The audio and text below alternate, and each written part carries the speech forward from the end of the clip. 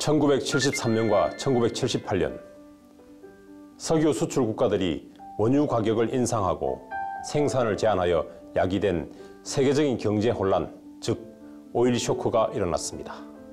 오일 쇼크로 인해 모든 산업의 에너지원이자 원료였던 원유 가격이 1973년 초 배럴당 2달러 59센트에서 1년 만에 11달러 65센트로 무려 4배 가까이 급등하였고, 석유가 싼 값으로 원하는 대로 공급된다고 안이하게 믿어왔던 석유 수입국들은 가히 공황이라고 할 만한 충격을 겪어야 했습니다. 그리고 1997년 말 우리나라는 외환위기로 인한 IMF 구제금융 사태를 경험했습니다.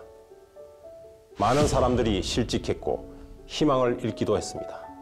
이를 IMF 쇼크라고 부르기도 합니다. 예상치 못한 상황이 생겨 그로 인해 갑자기 느끼게 되는 마음의 동요를 쇼크라고 부르는데, 사회적으로 흔히 충격적인 사태가 발생했을 때 쇼크라는 말을 사용하기도 합니다. 최근 우리는 또 한 번 쇼크를 맞이했습니다. 이른바 고용 쇼크. 최근 통계청 자료에 따르면 고용 관련 경제지표는 최악이었습니다. 월별 취업자 수 증감 추이를 보면 2018년 7월 취업자 수 증가폭은 5,000명에 그쳐 8년 6개월 만에 최악의 성적표를 받았습니다.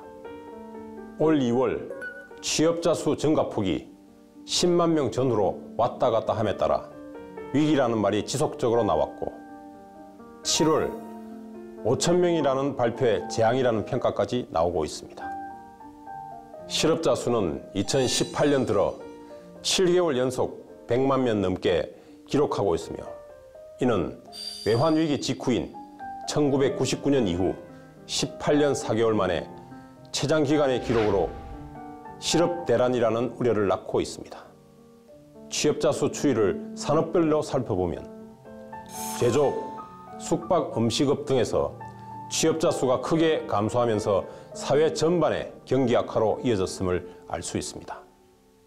설상가상으로 소득 불평등 지표인 시장소득 진위계수도 2018년 1, 4분기 기준 0.401을 기록했습니다. 시장소득 진위계수는 2014년부터 2017년까지 0.328에서 0.360으로 조금씩 상승해 왔으나 2018년 들어 0.401로 급상승하여 역대 최대치를 기록하였을 뿐 아니라 0.4 진입도 처음이라고 합니다.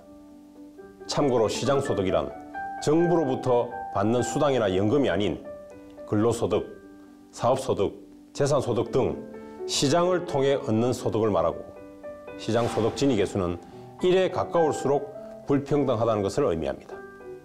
이러한 지표들이 정부가 일자리 예산으로 54조 원이라는 막대한 재정을 투입한 결과라는 것이 더욱 심각한 문제입니다. 54조 원이란 5천만 국민에게 1인당 108만 원씩 나눠줄 수 있는 어마어마한 액수인데, 도대체 이 거액이 어디로 사라진 것인지 한숨을 쉬는 사람도 있습니다. 고용 쇼크의 원인에 대해 전문가들의 분석은 다양합니다. 인구와 산업 구조의 조정, 자동화와 온라인 쇼핑 등 구조적 요인부터 최저임금 인상과 주 52시간 근무제 등 정부의 소득주도 성장 정책 등을 꼽기도 합니다.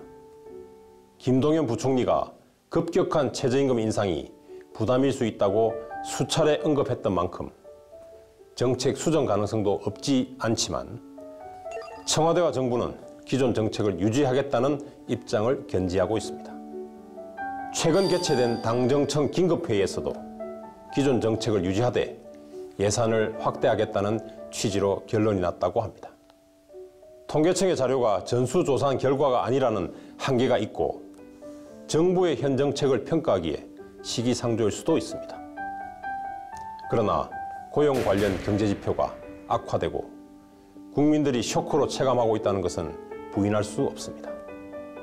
과연 일자리 정부를 자처했던 정부가 지금의 고용 쇼크를 어떻게 극복해야 할까요? 국가가 나서서 세금으로 해결하겠다는 것은 미봉책에 불과합니다. 기업이 고용 창출의 주체라는 원칙으로 돌아가야 합니다. 예컨대 정부는 규제를 풀더라도 중소기업을 중심으로 풀고 중소기업을 대기업 횡포로부터 보호하는 등 중소기업 지원 육성 정책을 통해 고용 창출을 도모해야 할 것입니다. 지금까지 김현성 변호사의 시선 더하기였습니다.